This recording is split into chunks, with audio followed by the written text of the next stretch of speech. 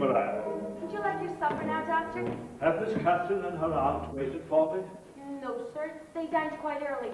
I think they run in plenty of time to dress. Ah, yes. Well, our company won't be here for a while. No, sir. But cook has kept everything warm. Can I bring you a tray? No, thank you, Maria. I had a little something at the garrisons. Oh, how is Mrs. Garrison? Ah, she's fine. She's the mother of a new citizen. He and I shook hands at exactly 6:15. Where is my daughter, Maria? Oh, Miss Catherine is upstairs, sir. I must register the berth. Maria, Mr. Garrison will come by the side door later this evening for a copy of the document. I will leave it out for you. I'll see that he gets it, sir. Is that you, Austin? Good evening, Lavinia. How nice that you're home. I was afraid the baby might take all evening, and then our little party would be spoiled. No, the baby kept his engagement properly. Austin, I had a most exciting time today. With Catherine? No, Catherine was busy. I'm alone. Now, you might not approve of this, but I strolled into the Astor Hotel all by myself. And who do you suppose I met? 2 fellow Kingstonians. 2 of them? Good gracious, what a windfall. They have been members of my late husband's congregation. And do you know, they said it would be very hard to fill the Reverend Penniman's place in the community. Yes, he was a large man. Then they asked me where I was staying, and when I told them with my brother, Dr. Sloper, at 16 Washington Square. Have you invited enough to stay on? I was wondering if you care to spend the winter here. Here? Would you like? I represent doctors at the Medical Congress in Paris in December. Paris, France? Yes, of course. Catherine is of an age when she can perfectly well stay here with the servants. But I thought if you lived here while I was away, you might help her. But how can I help? She goes out very little. I mean, as a chaperone. She runs the house most competently. So what am I to help her to? Well, this evening, perhaps you could persuade Catherine to remain quietly in the room with us and join in the conversation. Austin, of course she'll do that. Last time I had guests, she disappeared into the pantry 4 successive times. Oh, Austin. You're good for nothing, unless you are clever.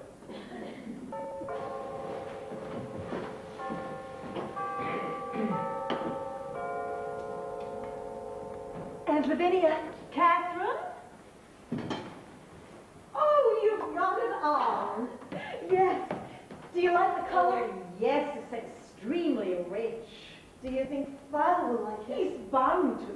You know, dear, one of the last times I saw your poor mother, she was wearing the most delicious little bows of that very color in her hair. Yes, I know. You said they were cherry red. So they were. I picked it up at the dressmaker's on my way to the hospital committee this afternoon. The ladies all thought it was a lovely color. Is Father in his study? No, he's upstairs dressing. Tell me about the beef, Catherine. Did you have a nice... Father doesn't know anything about food, so they are used. One girl asked me today if veal the front or the hind part of the cow. And what did you say? Oh, well, Aunt, I told her the truth. I said it was a nursing calf, and just when it was most adorable, most touching, we eat it. Such airs and graces. When I was young, we took pride in our house. The meals I used to set before the Reverend Penny. Then you have deceived me, Aunt.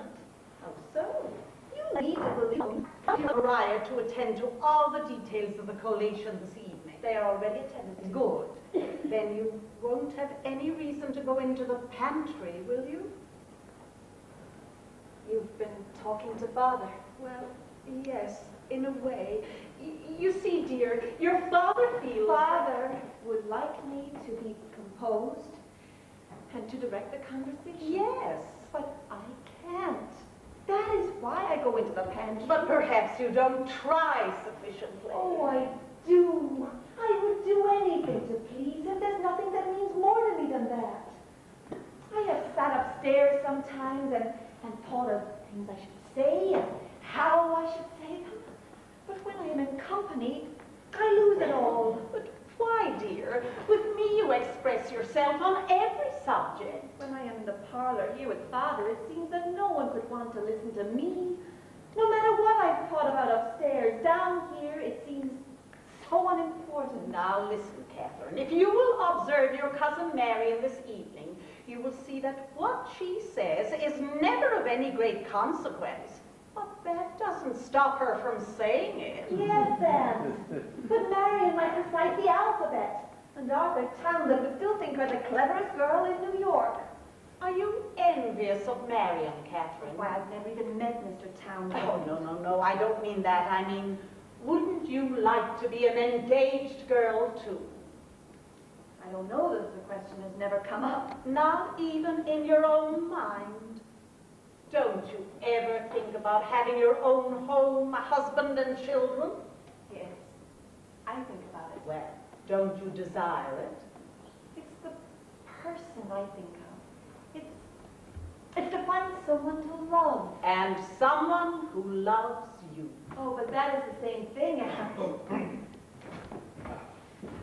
Ah, Catherine. Good evening, my dear. Good evening, Father. Do you like my dress? Is it possible this magnificent person is my daughter? My dear, you look sumptuous, opulent. You look as if you had 80,000 a year. I thought you would like the color. Colour? It is cherry red. So it is. My mother used to wear it. In her hair ribbons. Ah, yes, Catherine. But your mother was dark. She dominated the colour. Catherine was at a meeting of the Ladies' Hospital Committee today, Austin. Oh, really? She's been very active there all week. Good. How do you like it, my dear? Very much, Father. I find it very stimulating. That's fine. I like women who do things. What is your particular duty? I copy out the vegetable list for the children's ward. Yes, well, I'm sure that's necessary work. Are you starting another of those samples, Catherine? Why, yes, Father. I find it a most agreeable pastime. Don't let it turn into a light work, Catherine. Catherine had a very amusing experience at the hospital today, Austin. Catherine, dear, tell your father about that young woman. Now tell him just as you told me. Yes, please do. Well, there was a young woman, also on the committee, and she asked me about veal. Yes, She didn't know what it was. I see. She thought it was part of the cow, didn't she, Catherine?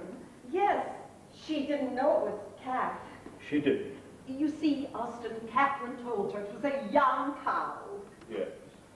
I thought it might not have liked it. It's not a very good light for sewing in, Catherine. You will hurt your eyes. Yes. Oh, they're here! They're here. Good evening, Mrs. Delman. Good evening, Mariah. Liz, good evening, Miss Marion. Good evening. Ah, you dear. Good evening, It's nice to see you. Good evening, Catherine, dear. Well, Austin, whom have you been cutting up recently? I see you are in good health, Liz. Arthur, this is my brother, Dr. Sloper, and this is Marion's cousin, Catherine. How do you do, Dr. Sloper?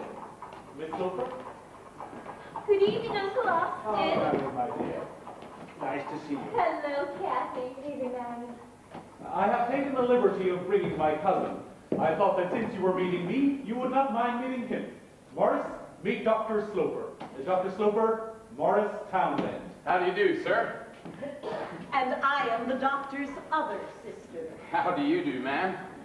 I hope you'll pardon my intrusion on a family party, Doctor and Miss Sloper.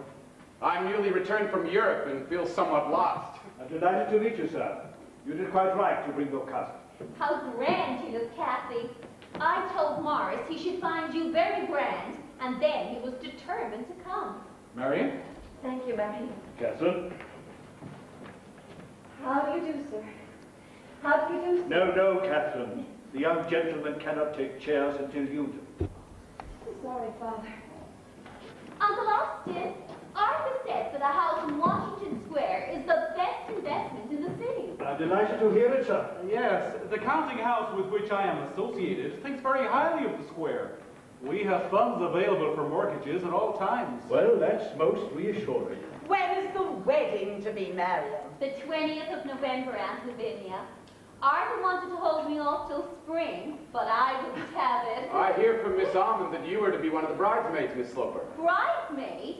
Why, Kathy's to be my maid of honor. Perhaps Catherine will catch the bride's bouquet. Of course she will. Marion will aim at it, Catherine. They can practice with a beanbag.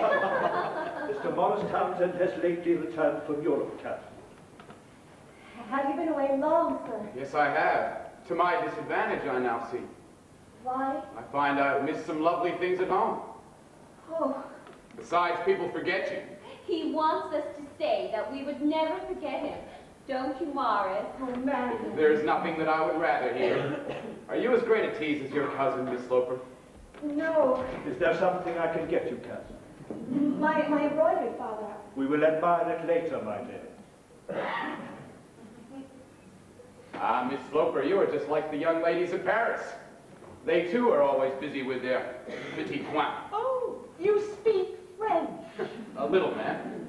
Did you make the grand tour, Mr. Townsend? No, sir, I spend most of my time in France and Italy. Italy. Oh, Italy is so beautiful. You know it, man. Oh, no, I've never been. But I've always felt it must be the most romantic country. Such handsome men. And such beautiful women, too, of course. Tell me, Mr. Townsend, do you find our American young ladies so very different? Oh, so different, man. So delightfully different. I suppose I shall find Paris unchanged, Mr. Townsend? Are you planning a trip, sir? Yes, I hope to represent our doctors at a medical congress there this winter. That's a tremendous trip, Austin, just to go and talk to a lot of other doctors. Oh, in between talks, I shall find time for other things. I shall walk in every street I walked in the first time many years ago.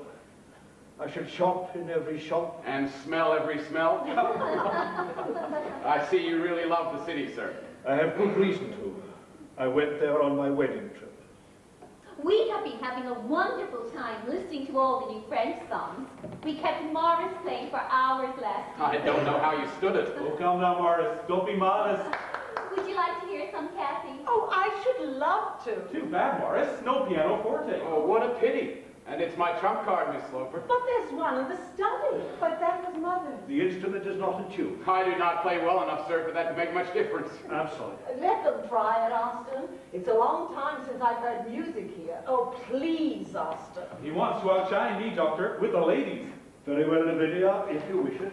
This way, Mr. Townsend. Well, Arthur, let us use some of our wedding money to buy a fine pianoforte. Catherine, dear, will you bring the lamp? It's quite dark in here. Sorry. And Lavinia. Please allow me, Miss Sloper. It might be too heavy for you. Oh, no. Please. No, it's quite all right. Catherine, let the young gentleman carry it for you. Yes, Father. You thought I was going to drop it, didn't you, Miss Sloper? I won't. I shall be most careful. No, I can't see. I'll leave it happen in. Kathy, I shall never understand it. Her mother was so graceful. What about this cousin? Who is he? He's a distant sort of cousin, it seems. Mary Arthur's mother is always going on about branches of the family as if it were a royal house. Now, Arthur, it appears, is on the royal line. His cousin Morris is not. Cousin Morris has a raw ease about inviting himself along. I'm the sort of figure to please the ladies. Yes. Did he do anything before he went on his travels? I don't think so. I believe he had a very small income, but he intimated he used it up. He lives with his sister on the second end. Who is she? And Mrs. Montgomery, a nice little woman, a widow. I met her once at a charity bazaar for needy children. She has 5 of her own. A widow with 5 children? Do you mean he lives on her? I can hardly answer that, Austin. You would have to ask her. Tell me, what do you think of Arthur? Arthur? I see him as president of a bank at 50. Good. A very small bank. Even so, Marion will like that. Are you entirely satisfied with the arrangement? She wanted him. Do you suppose there is another Arthur somewhere in this great city of ours? Catherine will find a husband. You think so? She has the prospect of $30,000 a year. I see you appreciate her. Oh, I don't mean it's her only merit. You have a way of alluding to Catherine as if she was an unmarriageable girl. You see how she is with young men? Oh, Austin. Are you really as detached as you seem about Catherine? Detached? It's the last thing I am. I am deeply interested in every phase of her life. Detached? I wish I were. Why? Because I wish I had the confidence in her ability to manage herself and her future with some wisdom, or even some intelligence. I see that you have no confidence.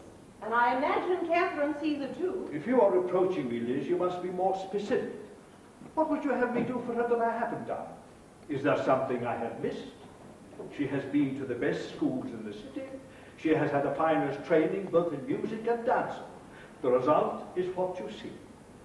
An entirely mediocre and defenseless creature with not a shred of poise.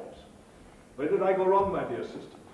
You know, I wish you would tell me, but I do not. I do not mean that you've not done your duty as a father. I have been as good a father to her as it was possible for me to be with the material Providence gave me. Oh, Austin, you are so intolerant. And you expect so much. Yes, I expect everything. You remember her mother, Liz? Her mother who had such grace and gaiety. A mother who was such a pleasure to look at and to be with. This is her child. I was entitled to expect that someday she would make it up to me, wasn't I? Make what of? Her mother's death. She killed her mother in getting born. Oh, Austin. I've lived all these years in loneliness, waiting for Catherine to be all the lovely things her mother was. I let nothing interfere with it. I didn't marry. I didn't do anything that might endanger the process. I concentrated my life on seeing her approach the perfection of her mother. No child could compete with the image you have of a mother. You have idealized that poor dead woman beyond all human recognition. You're not entitled to say that. Only I know what I lost when she died. I hear that pianoforte played. I remember the day she got it. We were in Paris and she wanted her playhouse. And she wouldn't sail for home until she found a captain who was willing to let her take it on board with her. 6 months later, she was dead.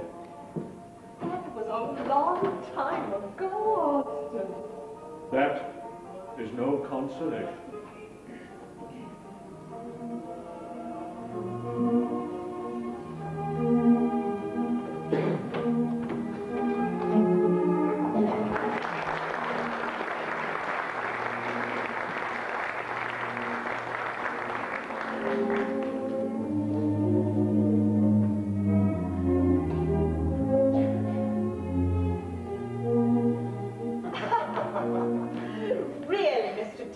You shouldn't make fun of Arthur. After all, he is your relative. Oh, I don't care about that. But he did introduce me into this house, and for that I must be grateful all the rest of my life. Here I have found a true friend. Perhaps you found something more important than that in this house. Did you tell her that I would call today? No, I must confess I did not. Was she pleased with the flowers? Oh, yes, very pleased. What did her father say? How do you mean? Did he tease her when he saw them? Well, how would he see them? He never goes into her sitting room. Does Catherine, Miss My Sloper... boy, you can let yourself go when you're with me. Does Catherine see many young men, Mrs. Payne? Well, she receives many invitations, and she always attends the cotillions. No, I don't mean that. I mean, does she receive young men like myself often? No, but that's because she's so shy. Dear, then we shall never know her heart, shall Oh, but she's not shy with me, Mr. Townsend. She confides in me freely. In the privacy of her own room, she is most expressive. And dare I ask what my name has brought forth in that privacy? I can assure you she has a wealth of feeling, but she's wary of showing it. It's odd. In Europe, a girl like that would be married long since. Why, in Paris, with her income, she might have got a count. A count? Oh, do you really think so? Oh, but Austin would never have it. Tell me about the doctor, ma'am. What are his interests? Does he like art or music? Has he any hobbies? His work is his hobby. Medicine is his only mistress. That's a devil of a difficult thing for a man like me to talk about. Oh, once he gets to know what's going on in your heart, you'll have plenty to talk about between you. Is that you, Catherine? Yes, Aunt. You've got a visitor, young lady. He's been waiting for your return most anxiously. Good afternoon. It's a beautiful afternoon for me now, Miss Sloper. But I was afraid you might not come back at all. Oh, I should have to come back sometime. I live here. I know you do, Miss Sloper. That's why I am here. Mr. Townsend wondered if his flowers had been delivered in good condition. Yes, they were very fresh. I mailed a note to you this morning. I shall treasure it, Miss Sloper. But I did not send the flowers in order to be thanked. I sent them to give you pleasure. Thank you. And I found that poem I told you about. Did you? Yes. I'm such a vagabond, I put it in my hat. Pardon me, ma'am, I'll get it. I leave you alone with him. What will I talk about? You don't have to do the talking. My dear child, he's come a-courting. Do you mean courting me? Well, certainly not me, miss. You must be very pleased. I copied it off late last night. I was restless and could not sleep. You will have to excuse me now, Mr. Townsend. I have numerous duties which call me. I trust that we shall see you again. I am your servant, ma'am. Catherine, dear, don't forget to rest before you go out for tonight. Our girl is off to another of her endless parties, Mr. Townsend. Dancing till dawn. Makes me very unhappy to hear that. What? That you are so gay, so sought after. It makes my way harder. Oh, but I'm not going to a party tonight. My father and I are dining with Mr. and Mrs. Hone. That is all. That's what I like about you. You are so honest. Will you tell me something, Miss Sloper? Did you go out today because you thought that I might call?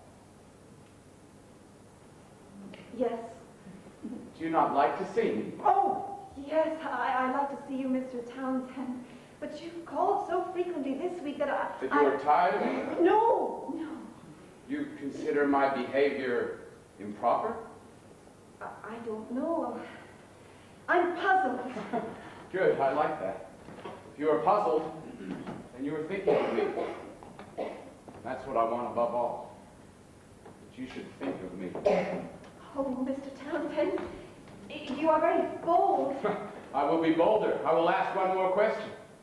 Miss Sloper, when you came back just now, did you hope that I would be gone or that I would be here? Is that the poem? Yes, it is. I'd forgotten it. I forget everything when I find myself with you.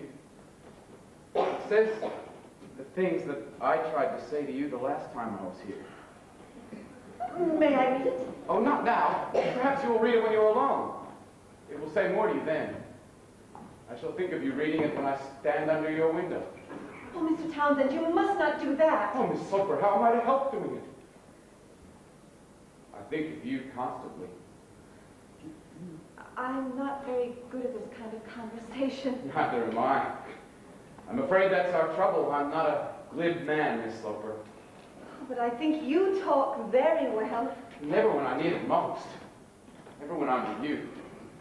With Mrs. Pennyman or in my room at home, I can think of the most delightful things to say. Can you understand that? Yes, I can.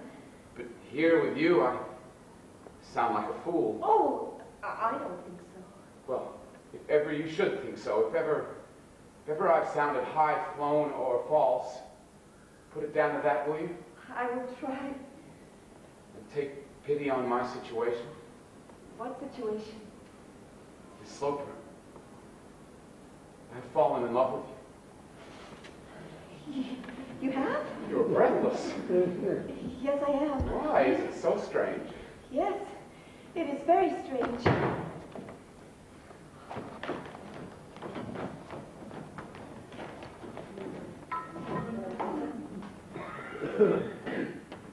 Ah, Catherine. You are receiving? Yes, Father, I had a visitor. Good afternoon, my dear. How do you do, Mr. Townsend? Good afternoon, Doctor. Is your cousin here with you? Where is the happy couple? They're not here, Father. I took the liberty of coming on my own, sir. I wanted to thank Miss Sloper and yourself for having received me the first time. That's most polite, sir, but it was a small gathering and we were pleased to have you. Well, sometimes it is the small parties at which one takes the greatest pleasure. This one gave me an excuse to call on a most attractive young lady. And her attractive father. We are not that attractive. Pull the bell, will you, Catherine? I would like my sherry. Mr. Townsend might enjoy some with me. I'd be honored, sir. That's an excellent bay rum you're using, Mr. Townsend. I brought it with me from France, Doctor. Permit me to share it with you. Why in the world should you? There is no reason, sir, except for the pleasure that it would give me. Well, I could hardly allow you to do that. Well, Catherine. Catherine, what have you been up to, my dear? Did you decide to do anything further about your music lessons? Yes, Father, I called on Mr. Ruccini after lunch. And what did he say? He said the harp was a very difficult instrument. Well, we both know that, my dear. What else did he say? He did not think I was suited to it. Why not? You need a very true ear for the harp, and it seems that I have not a very true ear. Nonsense, my dear, that's impossible. Your mother's ear was impeccable. Why, she even tuned her own pianoforte. Yes, Father, I know. Miss Sloper has got a great appreciation for music, surely. That is a sufficient talent in itself. Do you find it so? Good afternoon, Ryan. Good afternoon, Doctor. Is Cook's knee any better? It is a little easier, sir. Well, I'll be up to see her in a little while. She's not upstairs, Doctor. She's in the kitchen. But Ryan, this is hopeless. How am I to get rid of the inflammation unless you keep her in bed? Perhaps you'll talk to her, Doctor. Yes, I'll be down to see her as soon as I finish this. Give that to Mr. Thompson. Thank you, sir. You are a very kind man, sir. Most great doctors are too busy to see the illness under their noses. Mr. Townsend, you're full of agreeable and flattering observations both for Catherine and myself. I wonder why. That's the way you both strike me, sir. I told Miss Sloper earlier, I'm very candid. Yes, he is very candid. How do you keep busy since your return, Mr. Townsend? Are you looking for a position? Oh, position is more than I should presume to call it. That sounds so fine. I would like some quiet work. Anything to turn an honest penny. What sort of thing should you prefer? Do you mean, what am I fitted for? Very little, I'm afraid. I have nothing but my good right arm, as they say in the melodramas. Oh, you're too modest. In addition to your good right arm, I see you have a very good mind. I know nothing of you but what I see, but I see that you are extremely intelligent. Oh, yes. Were you kindly intending to propose something to my bag, sir? No, I had no particular proposal to make, but occasionally one hears of opportunities. I hear, for instance, the West is opening up.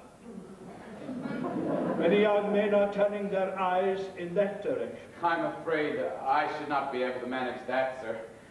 I must seek my fortune here or nowhere. You see, I have ties here. I have a widowed sister, from whom I have been separated for a long time, and to whom I am everything. Naturally. I would not know how to tell her that I must leave her. She depends on me so much. That's very proper. Family feeling is very proper. I think I have heard of your sister. That's possible, sir, although I rather doubt it. She lives so very quietly. As quietly you mean as a lady may with several young children? It's my nephews and nieces. That's the very point. I'm helping to bring them up. I'm a sort of amateur tutor. I give them lessons. It's very proper, but it's hardly a career. No, it won't make my fortune. Ah. You must not be too much bent on the fortune. And I will keep you in mind, Mr. Townsend. Be sure I will not lose sight of you. I'm going downstairs, Catherine. Thank you. Good afternoon, Mr. Townsend. Good afternoon, Doctor. I am very grateful for your interest. Yes. Yes, indeed. He doesn't like me. He doesn't like me at all. Oh, no, I'm sure you're mistaken. Well, you ask him, you'll see. Well, I'd rather not ask him if there's any danger of his saying what you think. It wouldn't give you any pleasure to contradict him. Oh, I never contradict him. Did you hear me abused without opening your lips in Well, my face? he won't abuse you. He doesn't know you well enough. I shall simply not mention you. That's not what I would have liked you to say. I would have liked you to say, if my father does not think well of you, what does it matter? But I couldn't say that. It would matter.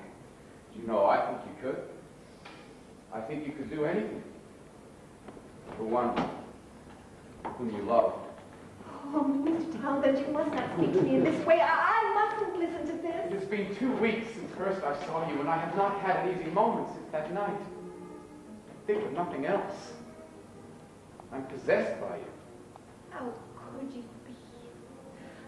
How could you? My dear girl, my whole life depends on you believing me. On you believing how much I care for you. You are everything that I've ever yearned for in a woman. But I am so...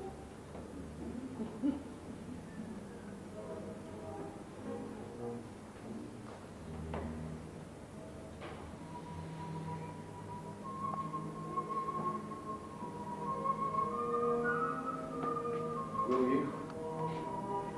Will you marry me, Catherine? Yes. You make me very happy. Do you love me? Yes. Dear Catherine. I love you. I love you. I will cherish you for the rest of my life. We must do our duty. We must speak to my father. I will speak to him tonight. And you must speak to him tomorrow. Well, it's sweet of you to do it first. The young man, the happy lover, usually does that. But just as you please. Oh, well, women are more tactful. We can persuade better. You will need all of your powers of persuasion. But then you are irresistible. Morris, promise me one thing.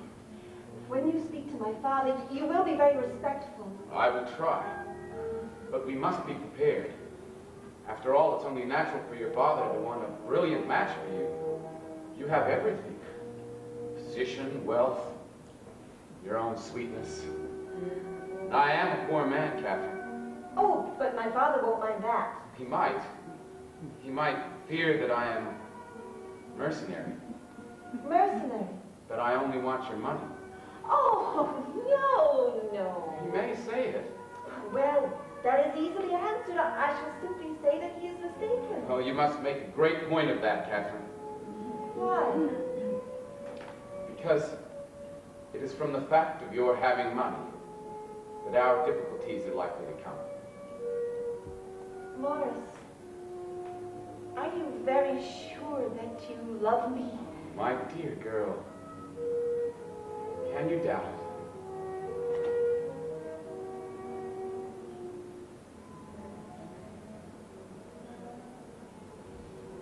Now, there is something that you must tell me. You must tell me that if your father is against me, if he forbids our marriage, you will still be faithful, no matter what comes. Yes, Morris. No matter what comes. You know, you are your own mistress. You are of age. I love you. I will always love you. Oh, my dear girl. Well, I must leave you now. But I will be back in the morning to call on him. Yes. At what time? At 11 sharp. I'll tell him. Morris, you will be punctual, won't you? Never fear, my love. When I want something badly, I'm on the dot. Be your own sweet self. You will melt him.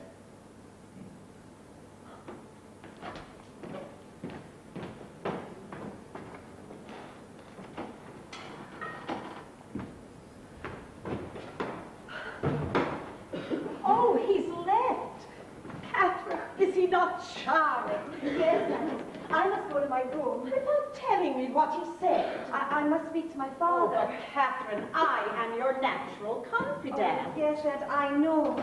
But I must speak to my father first. I promised Morris I would. Oh, you call him Morris now. Yes, Aunt. I call him Morris now. Ah, Catherine, has our guest taken his leave? Yes, Father.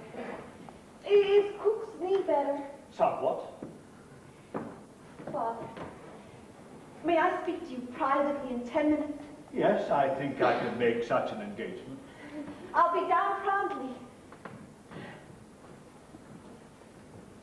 Well, Lavinia, did you know we had a caller? My dear, you can't see the door for him.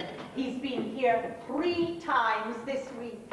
Has he indeed? Yes, isn't it wonderful? What's wonderful about it? Oh, do be sensible, Austin. He's a charming young man. I never dreamed he'd be this interested in Catherine. Nor did I. Why hasn't Catherine told me of these visits? Well, I think at first she feared it might all come to nothing. But this afternoon, when he and I were alone together, he spoke of her in terms that were unmistakable. He is devoted to her. What do you know of Mr. Townsend? Well, he's told me a great deal about himself. In fact, his whole history. And I'm sure he'll tell it all to you, Austin. And you must listen to him kindly. I think I shall request him, very kindly, to leave Catherine alone. But why? I'm sure his intentions are entirely honorable. You think he is sincere? Deeply sincere. I know that by the things he's told me. He's bared his very soul to me. Indeed. And revealed exactly what? Well, he frankly admits that he has been wild, but he's paid for it, Austin. Does that account for his impoverishment? Oh, I don't simply mean in terms of money. He's very much alone in the world. Why, he has a devoted sister with several young nieces and nephews. Oh, the nieces and nephews are all children, and the sister isn't a very sympathetic person. I hope he doesn't abuse her to you, for I hear he lives on her. Lives on her? Well, lives with her and does nothing for himself. It's about the same thing. Oh, but he's looking for a position most earnestly. He hopes every day to find one. Do you suppose he's looking for it here, Lavinia, in this front parlour?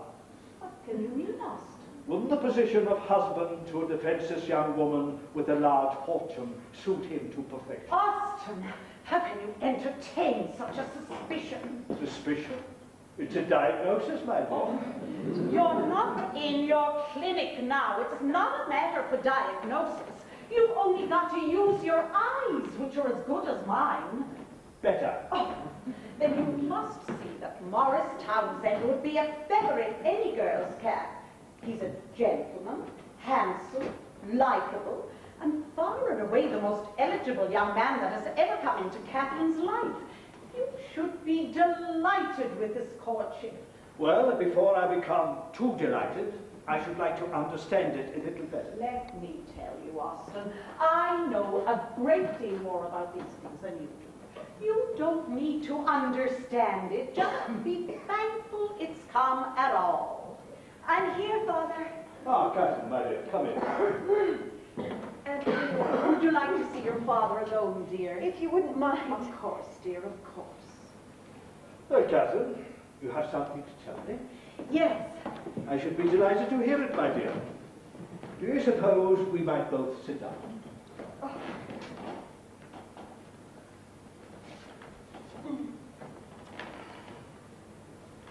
I am engaged to be married. You do right to tell me. And whom have you honored with your choice? Mr. Morris Townsend. When was this arrangement made?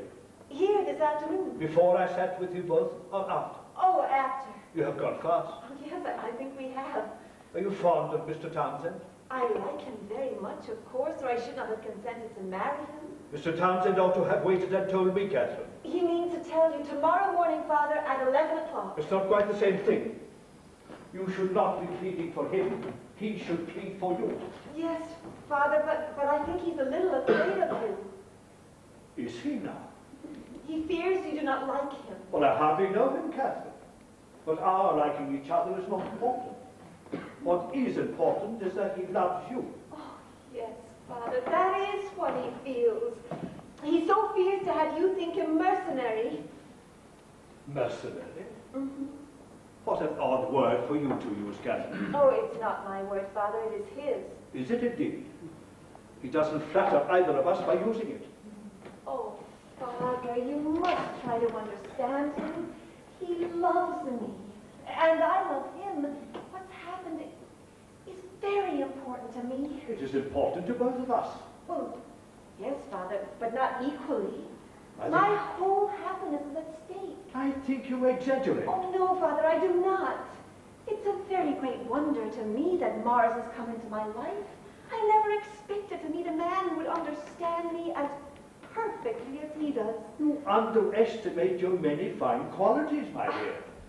Well, I had always hoped that someday you would meet a fine young man who would match your goodness with his own. And here I have found the goodness, and with it everything else.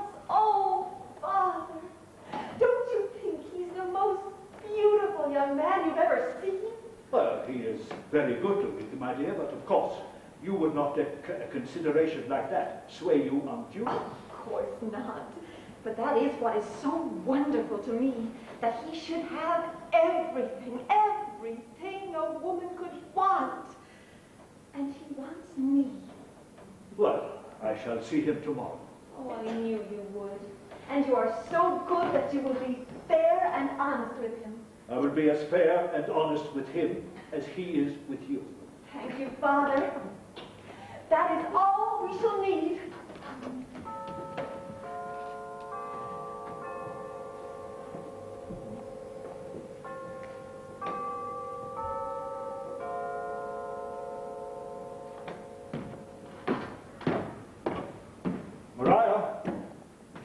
Mariah, Yes, doctor. I'm going out, Mariah. I must make a call immediately. But doctor, there's a patient who has an appointment here. Oh. You must deliver a note for me. Yes, doctor. It is to Mrs. Montgomery. Well, I understand it is in the Second Avenue. If you will go to my sister, Mrs. Almond, she will give you the exact address. When you get to Mrs. Montgomery, see that this note is delivered exactly into her hand. Yes, doctor. You had better take a cab both ways. Well, thank you, sir. Doctor, Yes? your hat? Hat? Oh, yes. Thank you.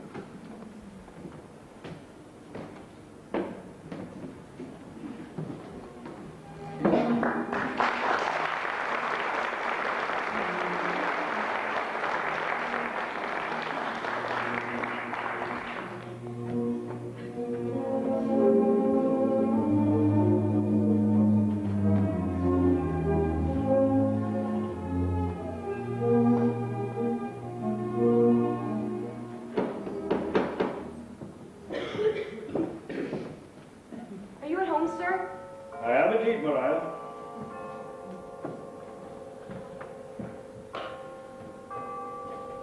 Good morning, Mrs. Almond. Good morning, Mariah. Dr. Sloper's in the front parlor, ma'am. This way, Mrs. Montgomery. Good morning, Alston. Good morning, Liz. Mrs. Montgomery, this is my brother, Dr. Sloper. Mrs. Montgomery was good to come, Alston. She left a very busy household on the strength of your message. I'm very grateful, madam. I should more properly have called on you, but this is one of my mornings at the clinic, so I dare not take the time to make a formal call. I quite understand, Doctor. I'm glad to come. I have occasion to know what the Sloper Clinic has meant to the children of the city. Have I seen you there, ma'am? You saw my oldest girl. She had a very bad croup, and you were wonderful. Well, thank you. Will you sit there, Mrs. Montgomery, where we may talk? Will you excuse me, Mrs. Montgomery? I'd like to see my sister while I'm here. Of course, Mrs. Almond. It's rather difficult to begin, isn't it? No, Doctor. You will have gathered from my note that I wish to ask you a few questions. Yes, I did. They're about your brother. Yes, I understood that. Did you tell him you were coming here this morning? No, Doctor. I thought I would prefer to tell him after I had seen you. Thank you. You must understand my situation, Mrs. Montgomery. Your brother wishes to marry my girl, so I must find out what sort of young man he is. A good way to do so seemed to be you, which I have proceeded to do. And I'm very happy to meet you, Doctor. Mrs. Montgomery, if your brother marries my girl, her whole happiness depends on he being a good fellow. I want you to tell me something about his character. What sort of gentleman is he? Well, Doctor, he's intelligent and he's charming. He's a wonderful companion. Yes, I know that, but is he reliable? Is he trustworthy? Is he responsible? Well, if you mean is he financially secure, he is not, Doctor. But I'm sure you must know that. Yes, he told me that himself. That's another thing about Morris. He is honest. Is he?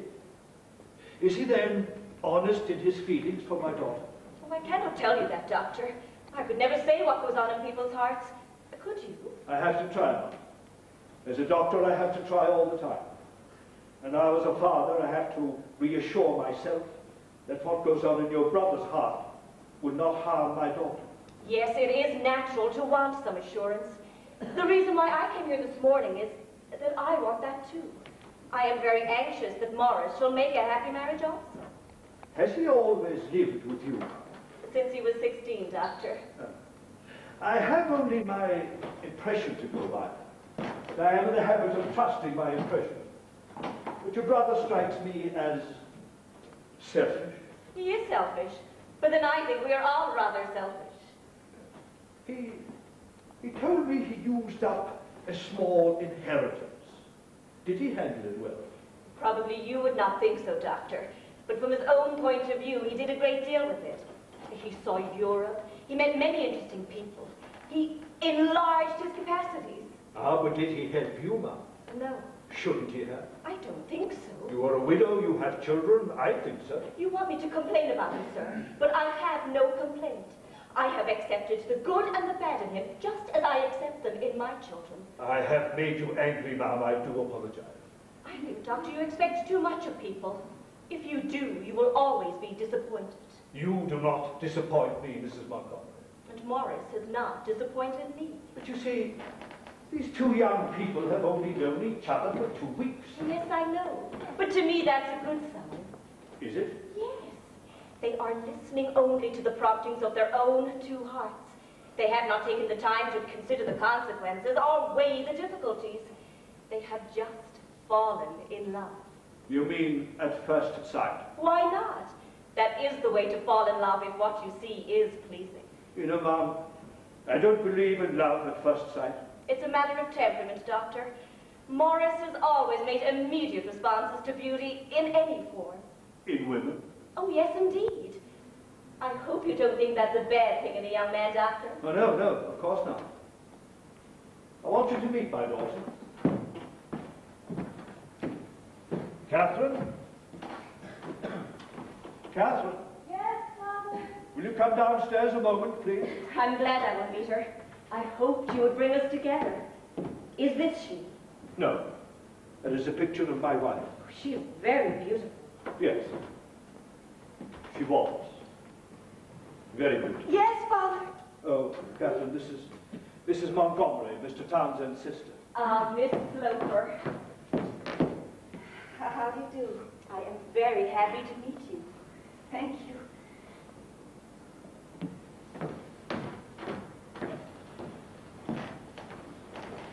Didn't Morris come? No, Catherine. Isn't he coming? His appointment is for 11, Catherine. Oh, yes.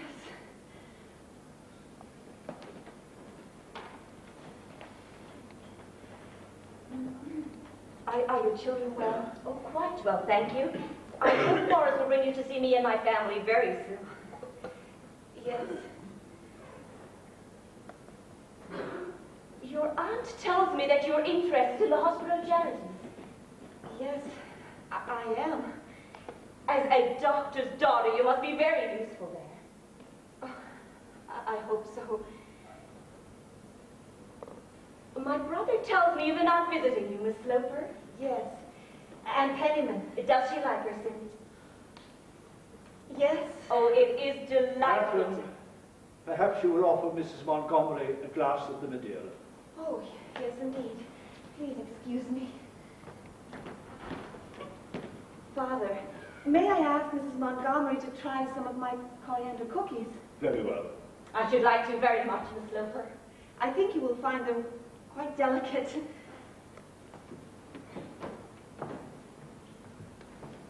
She is very shy. Yes, she is. Perhaps she is less shy with Morris. You said love at first sight. Well, you were right about Catherine. Are you right about your brother? I think I am. Well, I think her money is a prime attraction. What money? She is an heiress. Didn't your brother tell you? No, he did not. She has 10,000 a year from her mother, and on my death she will receive twice as much more. She would be immensely rich. Yes, she will. Of course, if she marries a man I do not approve of, I will leave my part to the clinic. But she has the 10 now. Yes. But that is still a great deal of money, Doctor. Yes, it is. And considering how he has behaved with money, he gratified his every wish.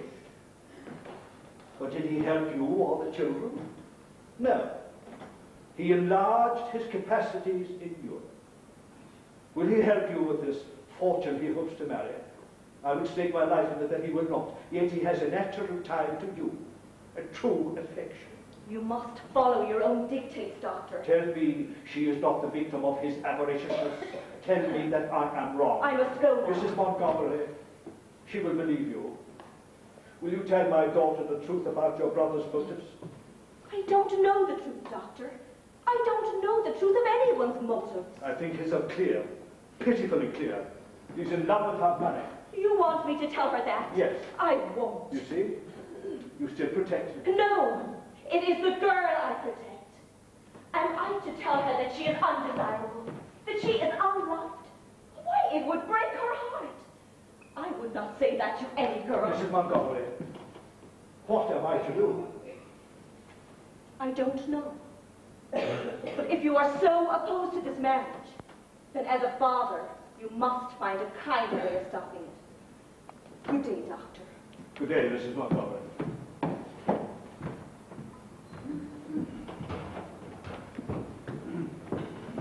Was that Mrs. Montgomery leaving? I wanted Lavinia to meet her. Yes, Liz, she left. Did you like her, Austin? Very much. Oh, good. Catherine has just asked Elizabeth if Marion might be her maid of honor. She must get over it. He is worthless. What? You will not make Catherine see that. I will present her with a pair of spectacles. Austin, her entire happiness lies in your hands. That's right, Lavinia. You will kill her if you deny her this marriage. Nonsense. You will. She's in a pitiable state of anxiety. She passed a dreadful night. My dear, people don't die in one dreadful night. Not even a dozen. Remember, I'm a physician. You being one has not prevented you from already losing one member of your family. It may not prevent me either from losing the society of another. Austin, have you forgotten what it's like to love someone? I hope not. Well, then have some compassion on Catherine. I can't. She has lacked discrimination. She has been taken in. She must not love people who do not deserve to be loved. I don't. Your power to love has withered away. My judgment hasn't. The men's a fortune hunter. But you yourself said she's not a girl likely to attract many men. And if this young man likes her and wants to marry her, and will take good care of her and her fortune, what is love? What assurance do I have that he will take care of her? The opposite is more likely. He has a devoted sister to whom he owes everything, yet he has never made the slightest attempt to take care of her. You have only her word for that. Oh, Mrs. Montgomery has left Catherine. Oh, I took too long. I wanted to make the tray particularly nice, Father. It was not your fault, my dear. Yes. Mrs. Montgomery tell you something bad, Father? Did I? For heaven's sake, child, don't hold yourself so cheaply. I was embarrassed. I won't. Lovely Mr. Townsend. You'd better go to your room, Catherine. Yes. Father, tell him. Tell him about me. You know me so well. It will not be immodest in you to praise me. was it possible to protect such a willing victim? Come, Lavinia, we better go. Good morning. Is Dr. Sloper? Yes. What a pleasant surprise. Good morning, Mrs. Almond. Good morning. Mrs. Penniman. Mr. Townsend. Doctor. How do you do, Mr. Townsend? Mrs. Penniman and I are just leaving. Oh, I'm sorry. On our way to market. It's such a beautiful... Mr. Townsend. You expected me, sir? Yes. Well, admirably. Oh, I deserve no credit, Doctor. I can hardly be late for so important an occasion as this one. Yes. Catherine told me what has been going on between you. Will you sit there? Thank you.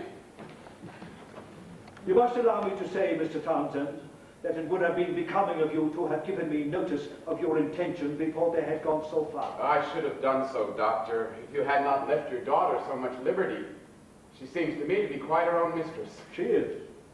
But she is not, I trust, quite so emancipated as to choose a husband without consulting me. The truth is, your little affair had gone faster than I had expected. It was only the other day that Catherine made your... We have... My interest in Miss Sloper began the first time I saw her. Did it not even precede your first meeting? I had already heard that she was a charming girl. A charming girl? Is that what you think of her? Otherwise, I would not be sitting here. Did you really expect that I would throw my daughter into your arms? No. I had an idea you didn't like me. Give that idea. The fact that I am poor. That is a harsh sound, but it's about the truth. You have no means, profession, visible resources or prospects. So therefore you are in a category from which not to choose a son-in-law. Particularly not for my daughter, who is a weak woman with a large fortune. I don't think Miss Sloper is a weak woman. I have known her for 2 weeks. Besides, even if she were not weak... That might it. Therefore you mean I am mercenary. I only want her money.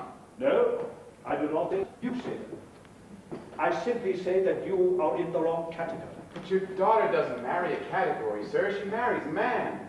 A man who's good enough to say she loves. A man who offers nothing in return. Well, is it possible to offer more than A lifelong devotion is measured after the fact. Meanwhile, it is usual to give a few material assurances. What are yours? A handsome face and figure in a good manner. Really, Doctor? Oh, they are fine as far as they go. But they do not go far enough. There is one thing that you should add to them. The word of a gentleman. The word of a gentleman that he will always love Catherine. You must be a very fine gentleman indeed, to be sure of that. The word of a gentleman that I am not mercenary. I care no more for your daughter's fortune than for the ashes in that grave. Now would you ask me, sir, what exactly are you living on? The remnants of my property. Thank you. There's nothing more to be said.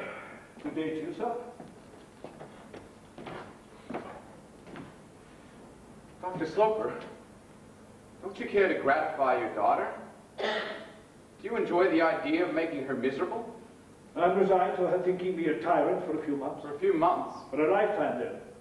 She might as well be miserable that way as with you.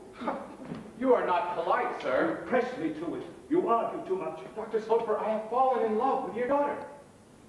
I'm not the kind of man you would choose for her. For good reasons, I've committed every folly, every indiscretion a young man can find to commit. I've squandered an inheritance, I've gambled, I've drunk unwisely. I admit, I confess all these things. Mr. Townsend, I am acting in the capacity of a judge, not your confessor. I tell you these things myself, Doctor, because I love Catherine, and I have a great deal at stake. Then you have lost it. No, sir. As surely as if you placed your pittance on the losing number, it is over and you have lost. Don't be too sure of that, sir.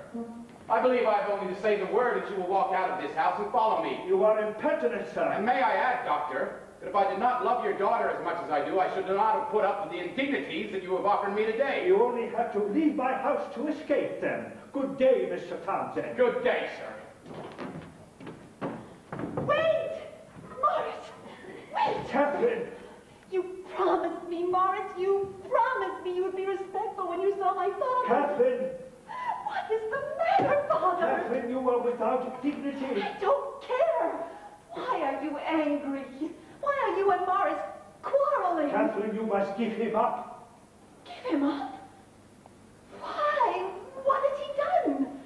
What did Mrs. Montgomery tell you? My sister. Have you spoken with her? She paid me a visit this morning on my invitation. Father, you must see how painful this is for me. Surely you'll want me to know your reason. He is a selfish idler. My sister never told you that. But Father, I know he loves me. I know he does not. In God's name, Father, tell me what makes you so sure. My poor child, I cannot tell you that. You must simply take my word for it. Father, I can't. I can't. I love him. I've promised to marry him and stay by him no matter what comes. So, he has forearmed himself by getting a promise like that, has he? You are beneath contempt, sir. Don't abuse him, Father. I think we shall marry quite soon. Then it is no further concern of mine. I'm sorry. Dr. Sloper. Dr. Sloper, as much as I love Catherine, we cannot marry without your approval. It would bring unhappiness to all of us. Do you mean that, sir? Yes. Mr. Townsend, I'm going to Europe for 6 months. I would like Catherine to go with me. Europe? I would like you very much to go, Catherine. But why? Your father thinks that you will forget me, Catherine. I don't want to go. Are you afraid? Are you afraid of a separation? I shall still love him when I come back. Oh, you're romantic, my dear, and very inexperienced. Yes, I am. And at the moment you are exalted with the undying devotion to a lover. You are very sure of your love. But Catherine, do you dare to test me? You underestimate him, Father. I do not think so. Catherine, go to Europe. Go to Europe with your father.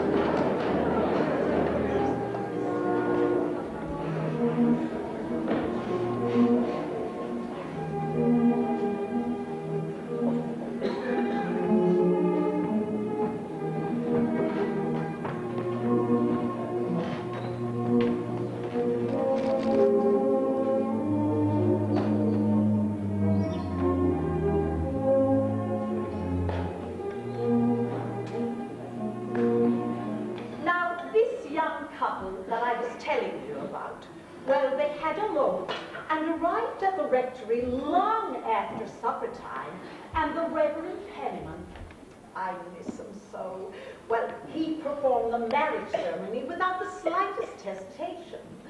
I was one of the witnesses, and the Reverend's assistant was the other. And do you know, we heard later that the father of the bride was reconciled to the young man and thought the world of him. And you think the doctor will be reconciled too? I'm sure. May I see the letter, please? When I let her go off with him, I thought we would have his consent by now. February 14th. That's almost a month and a half ago. Well, maybe since you wrote this, he's given his consent. Maybe. But I cannot take that chance. You see, she says here, I dare not mention your name to father. He has not been well, and I fear to anger him. You see, Morris, he still loves you. Oh, yes. Then you've nothing to worry about. No. If she will really run off with me, I think we can make things come right. I've never kept a secret this long in my entire life. Well, you must keep it a little while longer, Mrs. Penniman. Good gracious, is that the time? It's almost 9:30. It's the longest we've been all winter. A long, lonely winter. But for your kindness, it would have been unbearable. Oh, thank you, Morris. Yes, indeed, the time passes so quickly. Can I offer you a tidbit? A sandwich? No, thank you. I'm still savoring that excellent dinner. Oh, wouldn't you like to smoke? May I? Pray do.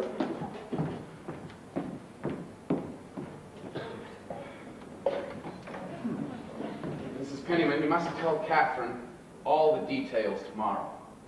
The moment you're alone, as soon after the ship docks as possible, you must tell her everything about our plans. And it would be well if she did not unpack me. Morris, I shall be at the ship at 10 o'clock tomorrow morning. 10 o'clock? What if the ship docks earlier? And I'll be there at 7. At break of day, if it will make you less nervous. I wish I could have written about this to Catherine. Oh, I shall give her all the details the moment I see her. Yes, but planning an elopement by messenger, it's rather cold. It'll be the happiest news she has ever heard. Leave it to me. Oh, Morris, I do wish I could go with you both tomorrow night. No, you must stay behind and pacify the doctor. Yes, I know, but I would so enjoy it. Just think of it. A private marriage in the dead of night. Catherine's a lucky girl. Well, I hope we shall both be lucky. Of course you will. Of course you will. Morris. Do you think the doctor will get over it? Oh, of course he will. It might take a few weeks, a few months, but he'll come round. He told my sister that he'd disinherit Catherine. Do you think that's possible? That was a threat, Morris, and a very foolish one. He can't take away the $10,000 a year Catherine already has. Yeah, that would be small comfort. $10,000? Small? On 10, ma'am, you live like your neighbor. Even Arthur and Marion will have 10. But 30 is something to look forward to. On 30, you live like this. You like this house, don't you, Morris? Yes, I do, ma'am. Ever since the first evening I was brought here, I have admired this house and all the things in it. The doctor is a man of fine tastes. It's odd. Although we don't like each other, we seem to like the same things. It'll be a bond between you once Austin has at last forgiven you. I hope so.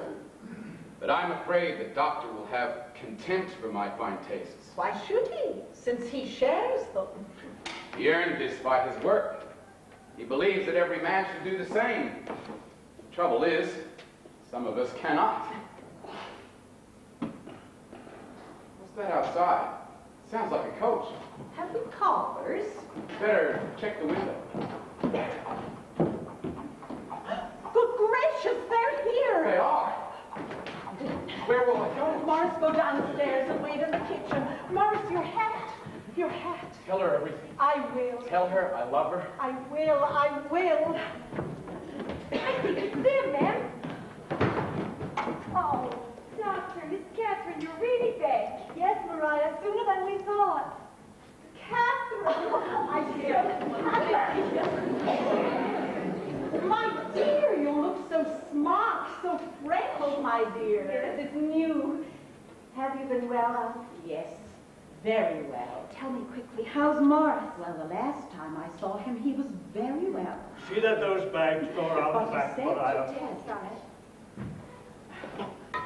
Welcome home, Austin. But we never expected you.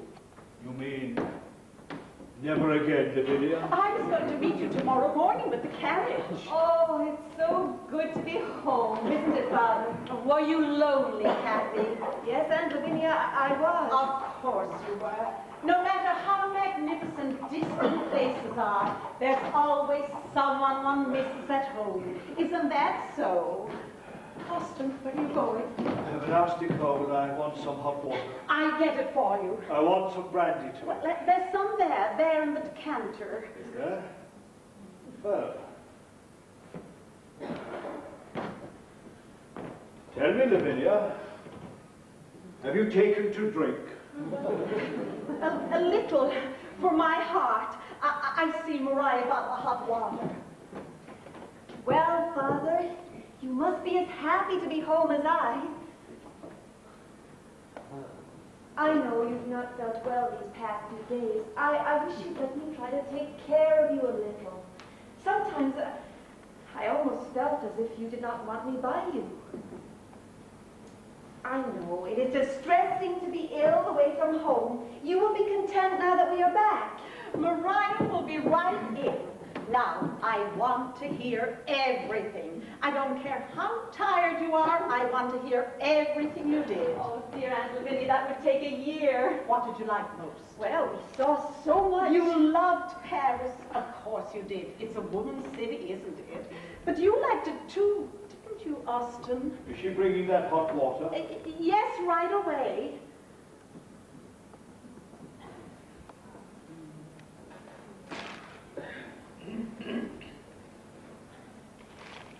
Your heart would improve, Lavinia, if you gave up smoking. What you're talking about. Here we are, Doctor. I can't tell you how glad I am that you and Miss Catherine are back. Now, we didn't expect you until tomorrow, so the bedrooms are a little cold. But it won't take a jiffy to lay the fires. They'll be warm in an instant. Oh, thank you, Mariah. Thank you, Miss Catherine. Well, Lavinia, do you prefer my Massachusetts homegrown? I don't know what you're talking about. When I detect what has happened to Mr. Townsend, has he jumped out of the window? Oh, that's right. He stopped by to inquire about you. This evening. Has he been here this evening? Yes, he just happened to be in the neighborhood. Stopped by for an instant. I've hardly seen him all winter. He most... I expected he would make this house his home. It's a comfortable enough place to rest in. But Catherine, dear, I know I shouldn't. Oh, just what I asked for. Do come and show it to me, dear. I hardly expected you would speak that way of Morris after all. Whatever you've asked us to do. what a ridiculous position to be in. Well, it's been just 6 months of my life. They were not futile to me. I thought they were wonderful. You know it's glorious to you. Just another place you might get a letter. You all these weeks because I told you I still loved you. Where we went. He blotted out any happiness we might have had. I waited a long time to thought I'd see it all, arm in arm with him. Well, there are some things one cannot teach people, even one's own daughter. One cannot give them eyes or understanding if they've got none. And I have understanding, Father. You were not thinking of me in past. I wish I had been.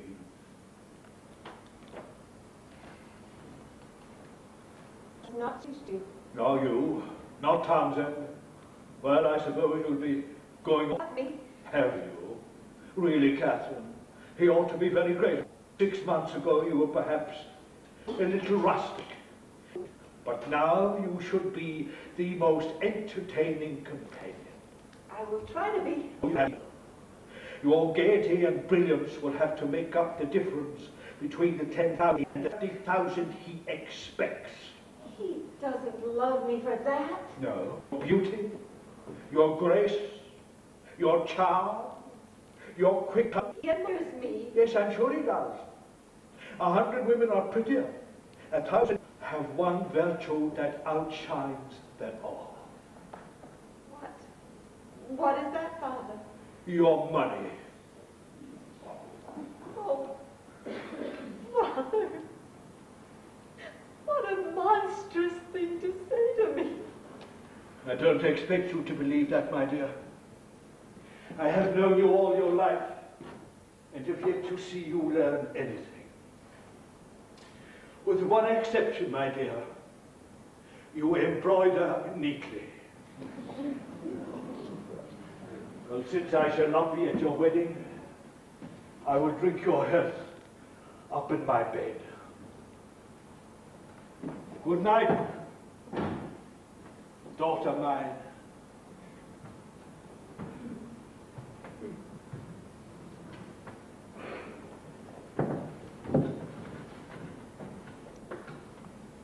Catherine, I've got a surprise for you. What would you like most in the world? Aunt Everyman, does Morris still love me?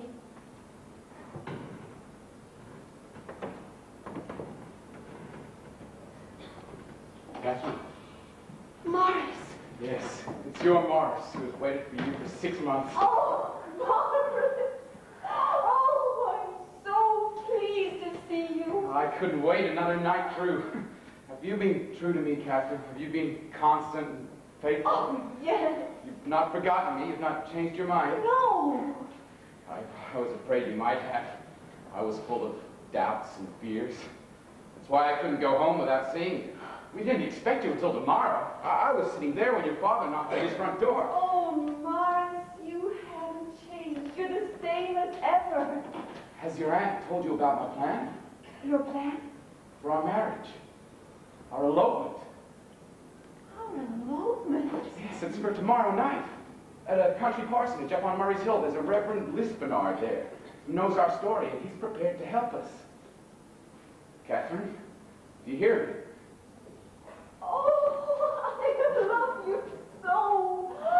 Oh, tell me what I must do. Well, I have a closed carriage engaged. I will come to the corner of the square at 5 in the afternoon, before the doctor comes back from his calls. We will load your trunks, drive to the parsonage. After the marriage, we'll spend the night at an inn up the river. And the next day, we'll go on to Albany on our honeymoon. My husband. Do you like my plan? I think it's wonderful. And I bought you such a beautiful silk waistcoat. I'll unpack it, and you must wear it for our wedding. My dear girl. And I bought you a set of buttons at Heiress in Paris. Buttons? They're rubies and pearls. They're quite nice. Oh, my dear, dear girl, how happy we shall be. Morris, my father caught cold on the voyage. What if he should not go out on his calls tomorrow? Well, then we must wait until the day after. Oh, no. I cannot stay here any longer. I couldn't bear it. It's only one more day. No, Morris. I can't stay.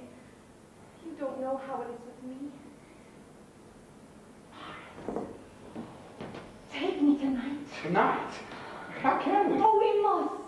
My cases and bags are all downstairs. In another hour, everyone will be asleep. We can slip away quietly. No one will hear us. Morris, I beg you. I implore you, if you love me, take me away tonight. But where would we go? To your sisters? Or to the Reverend Lispenard's? It won't matter to him that we are one day sooner, and it matters so terribly to me. Very well. We'll do it. It's almost 10:30. I'll leave and find a carriage. I can be back here with my things packed in 2 hours. At 12:30, on the dot. You must be ready and waiting for me. Can you do that? Oh, I can do anything, my dearest. Now, we must think carefully of how we shall word your letter. What letter? The letter you leave for your father. Shall I help you to write it? No, Mom. You must be very clever in it. You must melt his heart. You must make him feel your love and affection. I'm not going to write to him. Of course we'll write to him. We want him to forgive us. No, Morris, please don't. He won't forgive us, ever. I know that now. I have good reason to. What reason? My father doesn't like me. Why, Catherine, what an unhappy thing to say. You mustn't think of No, things. it is true. No, Catherine. Your father is disappointed that his plans for you haven't turned out as he wanted. He's hurt both, but they'll pass. No, Morris, it won't pass. My dear, if I am to be your husband, you must begin. Morris, I do. That's right. Now, how often do you think fathers have spoken angrily to the daughters they love? Particularly when marriage is a question. He does not love me. Of course he does. Indeed, he must love you very much, or he wouldn't be trying so hard to protect you. It's only your future happiness he's thinking of. No, Morris. In this one thing, I know I'm right. I couldn't say unless I was sure. I understood it tonight for the first time in my life. You can tell when a person speaks to you as if... As if what? As if they despised you. Despised? Oh, Morris, we must be very happy. And you must never, never despise me. No, Catherine, of course not. Never ask him for anything. Never expect anything from him. You must be very happy and rely on him for nothing. No. No. I will try to be the best wife in the world. Oh, I know you will. I know you will. Is that a noise? Is it my aunt? I think I'd better go. Immediately. Yes, you better. All right, punctual, Morris. I know you like that. Until 12:30 then. Morris, aren't you going to embrace me?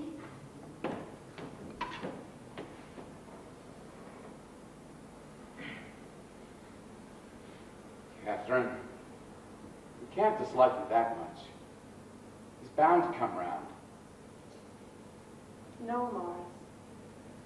Even if he would, I would not. Until later, my dear.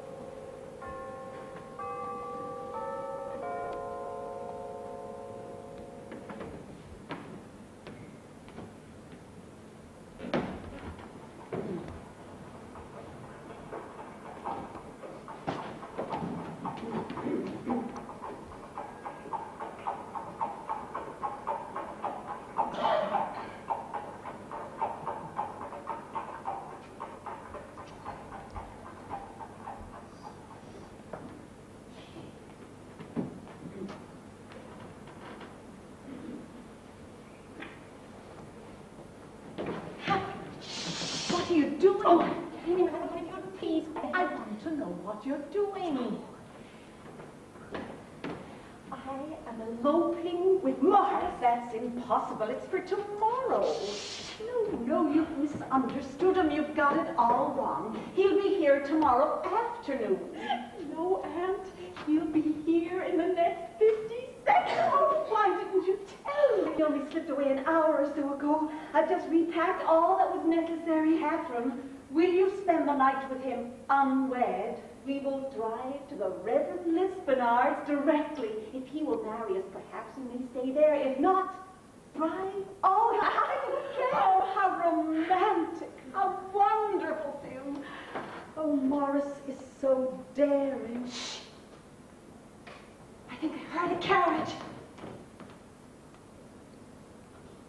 No, Catherine, wouldn't you like me to dress quickly and come with you? No, Anne, there's no time. Morris will be here any instant. I think I should. If you're to drive all night, you must have a chaperone. Your father would be shocked.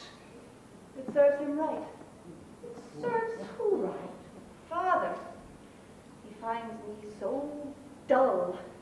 It will surprise him that such a dull girl disgraced his name.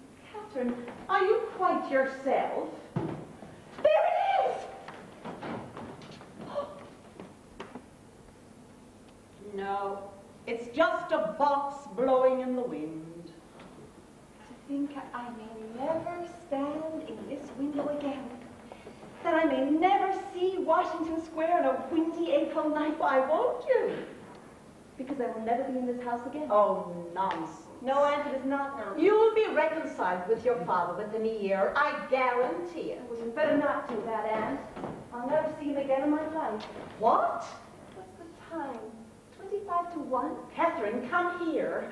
I want you to tell me what you mean. I mean, I am leaving tonight instead of tomorrow because it is one time less that I will ever have to lay eyes on my father. Or he on me. We dislike each other too much, Aunt. Good God, child. You're disinheriting yourself. Yes. Completely. Have you told Morris this? Of course, I told him everything. Oh, you didn't. You shouldn't. Why shouldn't I? Oh, Catherine, even if you felt as you did about your father, why did you tell Morris now? I had to tell him. He's to be my husband. You should have waited. You should have waited until you were married. We'll be married tonight. Did he understand? There he is!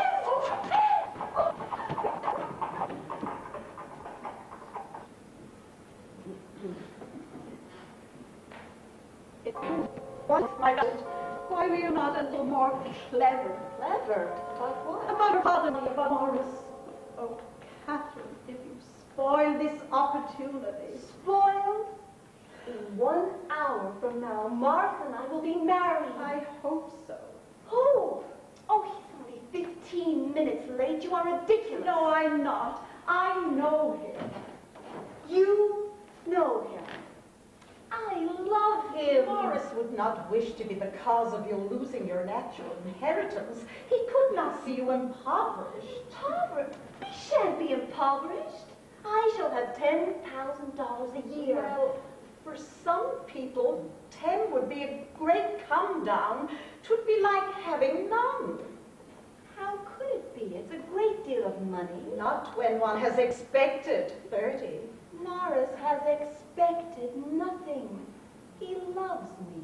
He wants me to be his wife. Oh, but he'd never allow a wife of his to live in an undignified manner. Well, what is there undignified about it? We shall have more than Marion and Arthur had.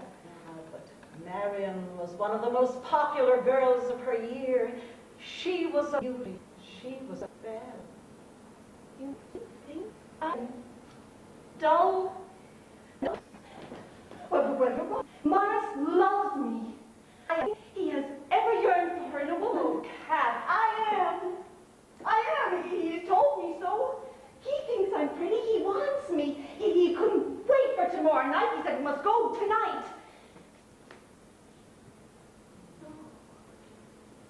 I said that, didn't I? I said we must go tonight. But he agreed. He was willing, Ed. You can see that for yourself. He was very willing. Well, perhaps he will come. Perhaps. Oh, my God, don't say that. What am I to say? I can't bear it. I can't bear it another minute. Oh, he must come. He must take me away. He must love me. Catherine, you must control yourself. No one can live without that. You just can't bear it in the end. Oh, someone must tell me he loves me. Someone must tell me he wants me. I have never had anyone. Catherine, dear, you're hysterical. Morris is the only one. I have never heard tenderness in anyone's voice but his. I don't think you should say that, dear. Why not? Am I not supposed to know it? Am I too dull? That's what my father thinks. He thinks if you are stupid, you don't feel. But that's not true, Aunt.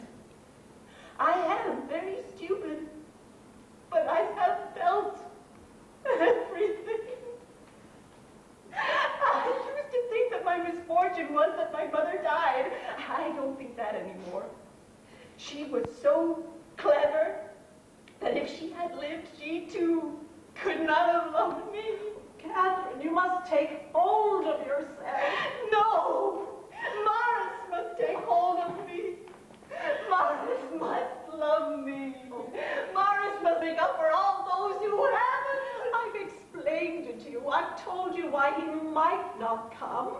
You haven't told me how I am to go on living if he doesn't. You have your father and me, my dear. I have nothing. I have always had nothing. If Morris has tricked me, I shall know that no one has ever loved me in my life, and no one ever will. Oh, God. Oh, my God. Catherine. Just leave me alone, Anne. Please, just leave me alone. There'll be other young men.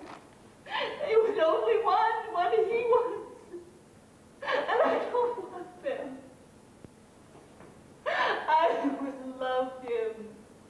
Oh, You will not let yourself become so.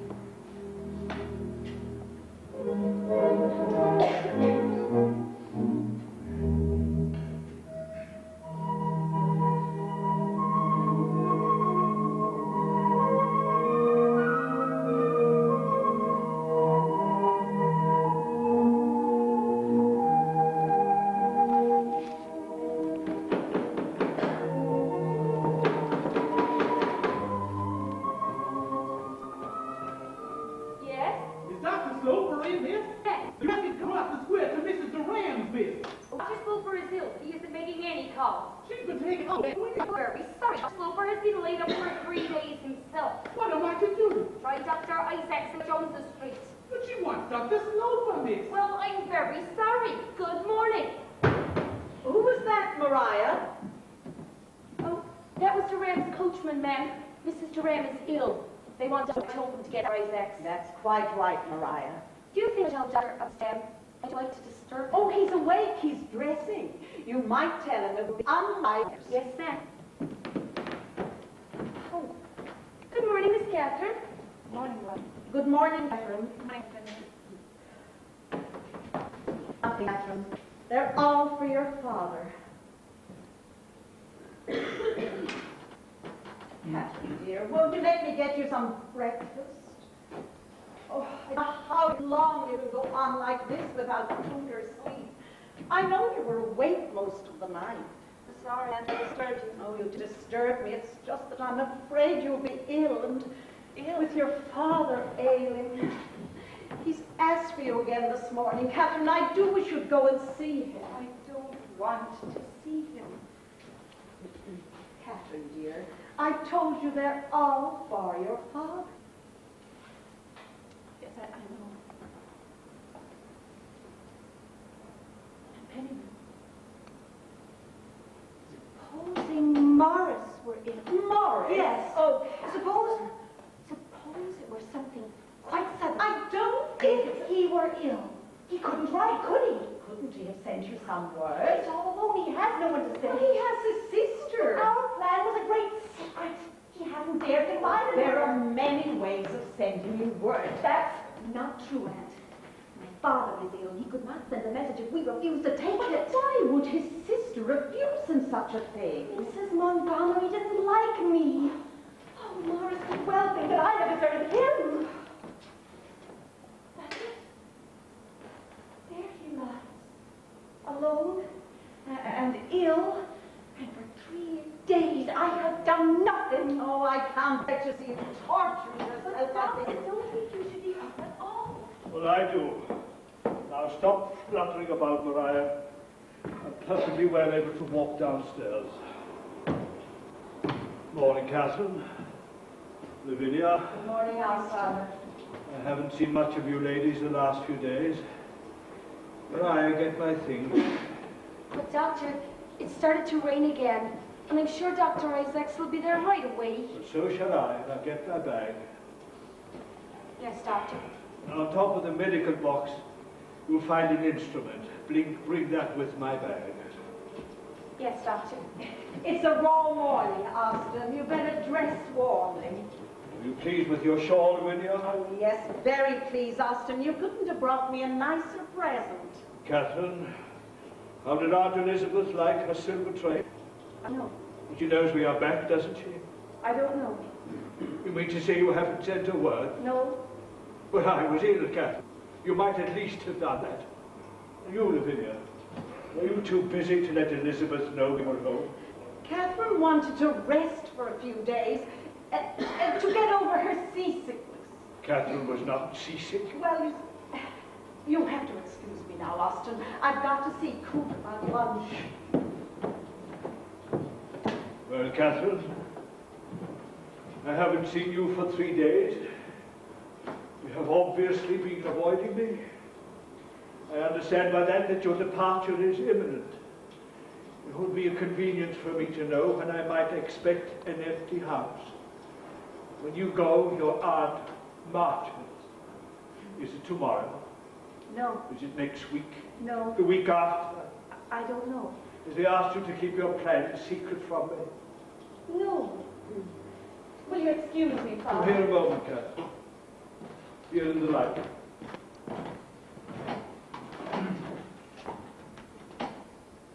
You look flushed. Have you a little fever? No. Your eyes look sick.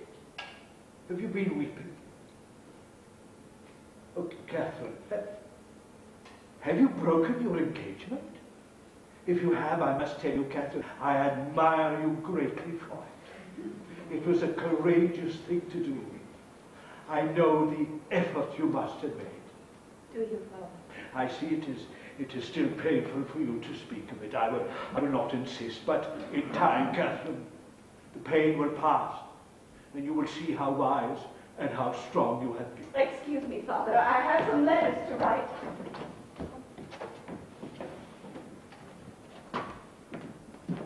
Oh, thank you, Maria. Is that a flute, Doctor? No, it's a stethoscope. I got it in Paris. It's for listening to people's hearts. I wish I had one a long time ago. Maria, have something hot for me when I get back, will you? Yes, Doctor. Would you like me to come to you? I could carry the umbrella. No, thank you, Maria. Stay here. Do what you can for her, Maria. I'm afraid. Yes, Doctor.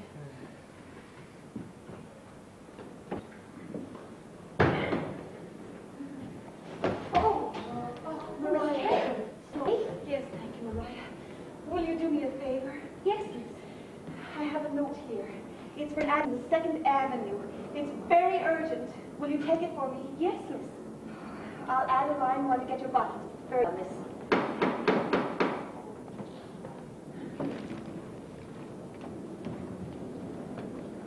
Good morning, Miss Marion. Good morning, Mariah. Is it true that they are back tonight? So I've heard, and I am so provoked about it. I did want to meet them. Mrs. Townsend is here. Townsend? Yes, I can't get used to being Mrs. Townsend either. Oh, how good it is to see you. Thank you, Marion. Will you be ready to take... Well, I should be angry with you, Kathy, but as long as you got home safely, I'll give you. Did you have a wonderful trip? Oh, yes, it was wonderful. And to think that Martha was here, didn't you? And we were not. I'll never get over it. Morris. Yes. I was angry with him, too, for not telling us sooner, but he thought we knew. What did he say? Not much of anything. He just came by to borrow the money for his passage. Arthur didn't want to give it to him. It's an expensive trip to New Orleans. New Orleans? When does he go? He sailed last night at midnight. So he has gone. Yes. And there he goes to California. He's convinced he'll find gold in California. He will go to great lengths to find it. Well, I hope he does, for I want him to pay Arthur back. It's costly having a baby nowadays. Baby! Oh, Marion, how pleased you must be. Yes, I am. I am. I'm ready, Miss Catherine. Yes, very time to go on. You said it was urgent? Oh, that. It's no longer urgent, Mariah. Then Maxwell. No, Mariah. Thank you, Miss. Ma'am. Tell me about Paris. Where did you find most of your things? At Madame Talmud. Oh, how wonderful. She made me everything. Evening clothes, cloaks, street dresses, and I bought a great deal of every kind of underlinen. It sounds wonderful. Anytime you decide to marry, you'll have everything you need. Yes, Marion. There was a shop in Paris where they made only baby things. I bought a great deal there, too. How sweet of you. I bought things in different sizes, in both pink and blue trimmings. That was wonderfully thoughtful. Mother must have written you. I want you to have everything. Kathy, dear, of course there's nothing you could have brought me that I would appreciate more. Would you like to see the baby things, Marion? I have a pack there in my room. Yes, I'd love to. You'll come with me. I'll show them to you. I'll take very good care of everything, and someday I'll give them all back to you. No, Marion, I'll never need them. Oh, yes, of course you will. Marion. Uncle Austin. Oh, what a cheerful surprise. Welcome home. Oh, thank you. How are you? Mariah says you're not well. Oh, I'm fine. I'm fine. But you, my dear, tell me, how are you? Well, I am blooming. Oh, good. Well, when are you going to pay me a professional visit? I'll be in my room, Marion. Yes, Catherine. When would you like me to? Come and see me day after tomorrow? I will. But now I want to see Kathy's Paris finery. By all means. And Marian, come and see her as often as you can, will you? Yes, of course I will.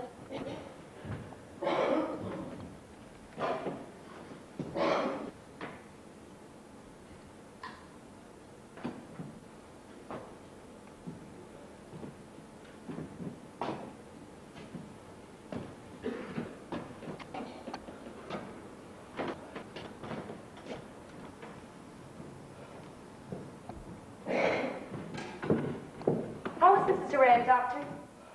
I don't know. I didn't get that far. I felt a little faint. I had a little feedback. You should be in bed, Doctor. Yes. You get up too late. Oh, Mariah, I want the flute. Thank you.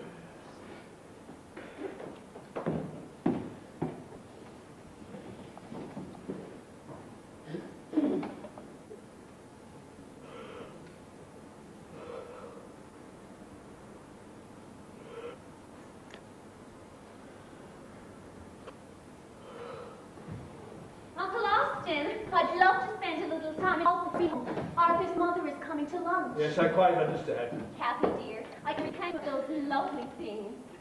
Marian, ask your mother to come and see me, will you? Yes, of course, Bill. Thank you. Catherine, will you come here a moment, please? Mariah. I think of this. I am very ill. It is not just a simple congestion. There are already rails in the lungs. I shall need very... It will make no difference, for I shall never recover. In a few days, you will need a doctor for me. Get Dr. Isaacs. And if street noises make me restless, see that tan bark is put down. Not Lavinia in the room at all. Yes, sir. I will help you. Catherine, will you sit with me a moment, please? You wish it, Father. You have great emotion and discipline. No, Father. Oh, I admire it. Perhaps we are more alike than I thought. Perhaps. I told you how brave I thought you, my dear. Today, for the first time, I see that you have sound judgment and the courage to carry it through. This has made my present difficulty less important. I can't begin to tell you how proud I am of you, my dear. Are you, Father? Deeply, most deeply proud. He jilted me. What? Morris jilted me. Oh, Catherine. Now do you admire me? Oh, my poor child. Be kind, Father. It doesn't become you. He only jilted. Catherine, I am mortally ill. Don't withhold affection. Please, Catherine. I have no affection for I her. protect you from Morris Townsend. No, I see now why you did that.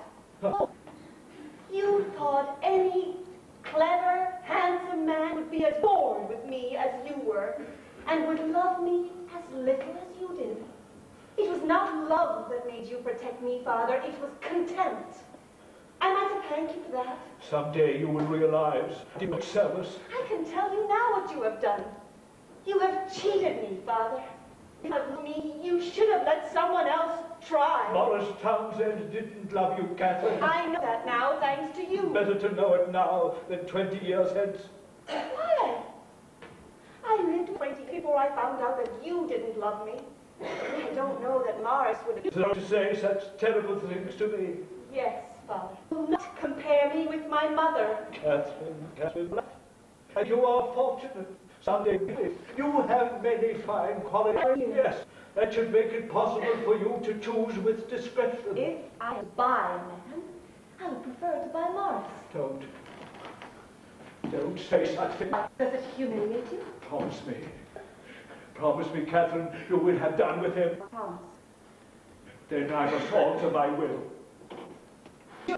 You should do it immediately. I will attend to it tomorrow. You may not be well enough tomorrow. I spoke hastily. I wish to consider more carefully. Well, what is there to consider? If I am unwilling to promise, I should not enjoy your fortune. I don't want to disinherit my only child. You want your money used for purposes you approve, don't you? Well, I certainly should. If you leave your money to the clinic, it will do as you wish it to do. If you leave it to me, you know in whose pocket it may end. Catherine, I am ill. I make my think of me sitting in dignity in this house forever. That's what you think I deserve. I make you make you chase after Morris and squander it all on. I don't know. Well then, I don't know. or perhaps Bill. Or I shall be dead. Will you?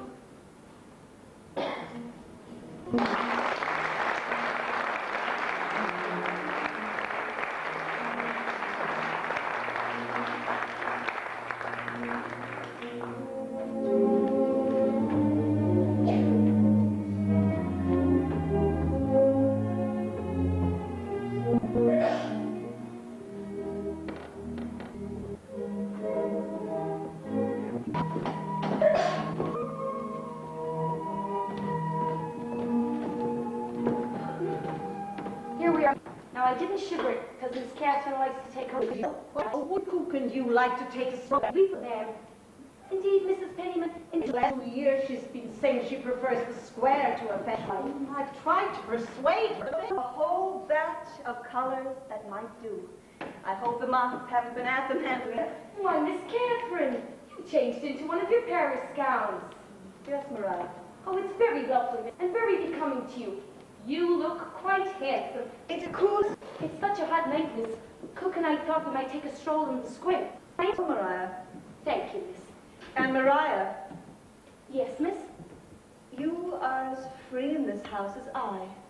And when you want a small favor, there is no need to blandish me with false compliments. Oh, but Miss Catherine, I said what I meant. You do look quite handsome. Doesn't she look handsome, Mrs. Pennyman? We will not discuss it. I know how I look. Thank you, Miss. Good night, Mariah. I enjoy my sampler now. Catherine, I'm through. Pray do. I'm fond of surprises. I've seen Morris Townsend. In home a week. He left there when I did, and we went, but he's older, and he's not as sadness about him. I'm afraid he hasn't been very... Are you listening to Catherine? Heard you had married. You must make him fine. He wishes to see you. Never judged him rightly, and the belief has weighed on him. A message. You stood in this room the night he deserted me. Desert you? Oh, if you would hear him out, if you would try to understand his side of it.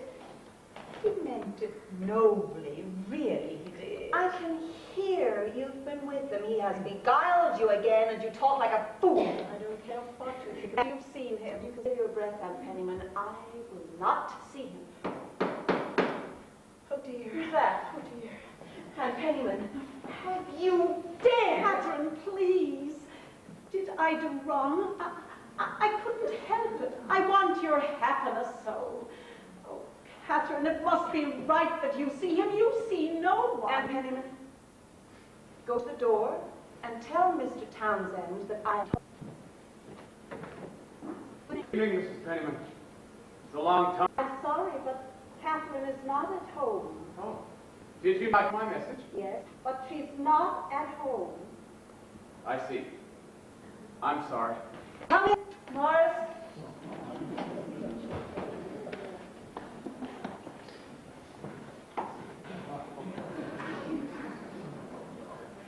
Good evening, Catherine. You should not have come. Didn't Mrs. Pennyman give you my message? I didn't understand it. It's easily understood, Catherine. I have never... honest with me, but Not much to. May we not sit down? I think we'd better not. Can we not be friends again? We're not enemies. I wonder if you know the happiness of you say. Because since the night went away, we should be reconciled. We couldn't come between the two of you and rob you of your due. My father did not disinherit me, Morris. He threatened it to test you. But I could not be sure of that the night I went away. You could not be sure. Did you understand what my intention was? I have had 2 years to think about it, and I understand it, so there's nothing further to discuss. I'll bid you good night. But I've come all the way from California to see you, to explain this to you. What is it you wish to explain, Morris? Many things, Catherine. Many things. May we not sit down now? Very well. Sitting out there, I knew just what I wanted to say. Seeing you, everything's come out, Catherine. You've grown into a handsome woman. Live a quiet life, perhaps that is why. How to be to live a life like that in this lovely house. I've been half across the world since I last sat here, and I tell you, Catherine, you are a lucky woman. Do you think so? Well, you have everything. Position, security, wealth. No wonder you haven't married. You've had nothing to buy. No, I have nothing to gain by it. And I have very little to offer you, Catherine. Very little except my tenderest affection. Sometimes that is a great deal. Catherine, it was because I loved you that I disappeared. I did you a great harm. Is this what you've come back to tell me? I know how it was. And I refuse to take advantage of your feeling for me. You know, my dear, no man who really loves a woman would permit her to give up a great inheritance just for him. It's only in the storybooks. Try to understand me, Catherine. Try not to think of what it looked like, but of what it really was. Husband's love. Protecting a wife's future. I will try. You will. Then you're implacable. Your aunt feared that you might be. My aunt does not know me very well. Catherine, can you forgive me for the pain that I caused you? I forgave you a long time ago. Catherine, dear Catherine, we have only waited, and now we are free. How are we free? Nothing stands between us. You mean you still love me? Well, I didn't dare to say it. Why not? I wasn't sure you'd believe me. Well, I believed you once, didn't I? Well, it was true then, and it is true now, Catherine. I have never changed. Something tells me that you have not either. What tells you that? Your expression, your forbearance with me. Do you, Moses?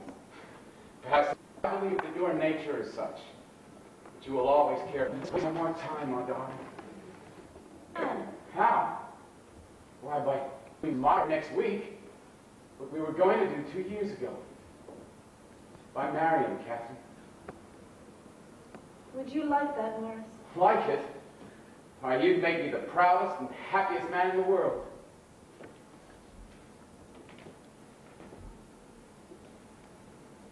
When would you like to marry me, Morris? Catherine, then you will. You are I mean to be. Well, let us marry soon. Very soon. Next month. You are not as impetuous as you used to be. Impetuous? Why, I would marry you tonight if I could. Would you, Catherine? Do you think the Reverend Lispenard is still waiting? We could tell you. Oh, Catherine, would you really? I think I would. Do it. Come with me now. We can find a carriage in the square. Come as you are. You must get back. Yes, of course. Where are your things? They're at my sister's. We can pick them up on the way to Murray's Hill. Why don't you go and get them now, and then come back for me? I will. I'll go all the way to my sister's and be back immediately. Do you remember the buttons I bought you in Paris? Yes, the buttons. I have them still. Will you wear them tonight? With great pride and love, my dear. Oh, I'll get them. Aunt Pennyman? Aunt Pennyman? We could be at Murray's Hill within the hour, could we not? Yes, by 10.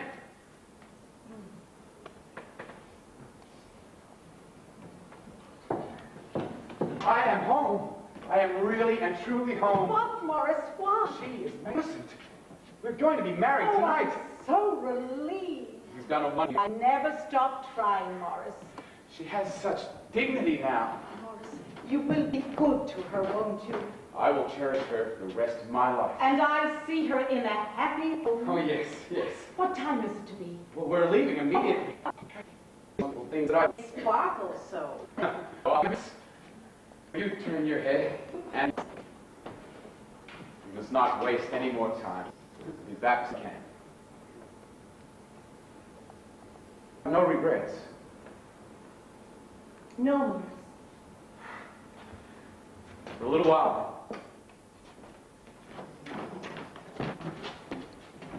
Oh, Catherine, we have been back. Oh, I knew it would turn out this way, but you were not so sure as I. No, and I believe in love like that. Oh, I hope I always stay romantic.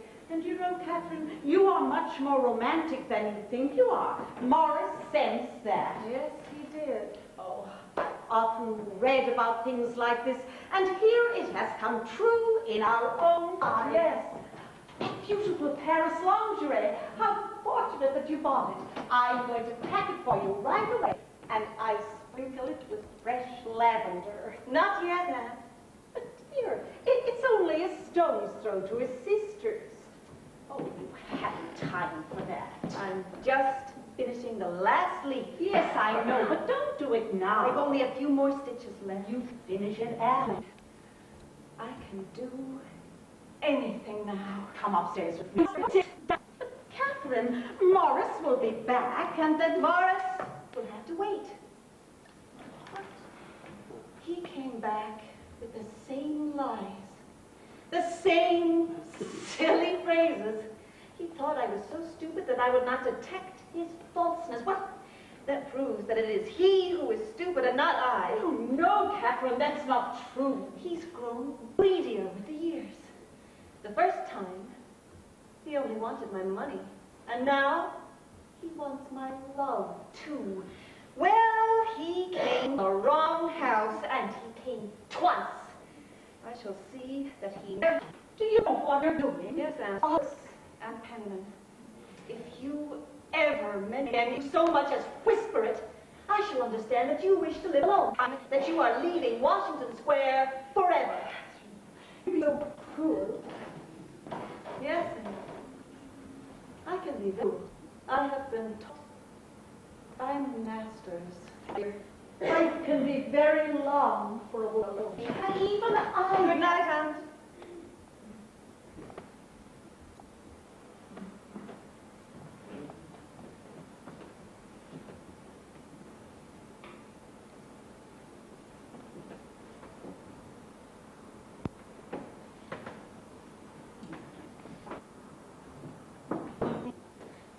Yes.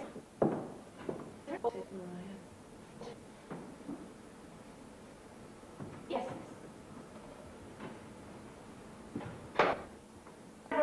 Good night.